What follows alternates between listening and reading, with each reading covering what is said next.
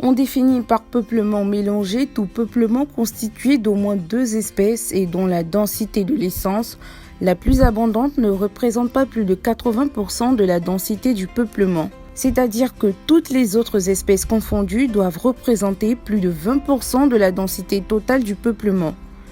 La diversité des exigences des essences pour la lumière, à savoir l'eau et les éléments minéraux, nécessite toutefois de prendre certaines précautions dans les types des modalités pratiques pour créer des plantations en mélange.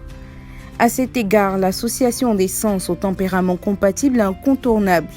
Cela nécessite une bonne connaissance de l'écologie des espèces à intégrer dans les mélanges. Notamment, elle comporte quelques atouts: l'amélioration des écosystèmes forestiers, l'adaptation aux variations situationnelles, meilleure activité biologique des sols, répartition des risques de stabilité phytosanitaire, résilience renforcée face aux aléas, meilleure résistance face aux changements climatiques, adaptation aux évolutions du cours des bois.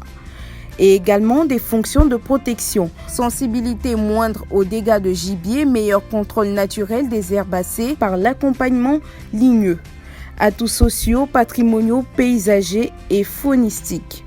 Il faut noter qu'elle relève quand même quelques difficultés, à savoir des difficultés techniques et financières de l'obtention et du maintien des mélanges. Il existe à Téné et à d'autres forêts classées comme Yapoabé dans le département d'Agboville des plantations en mélange de 2, 3 ou 4 espèces.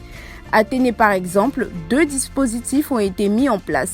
Le premier est une parcelle de 3 ans et le second est une parcelle de 6 ans. À ce jour, il n'existe pas de mélange de 16 espèces différentes, sauf sur le démonstrateur de Téné, dans le cadre du projet Forest Innov.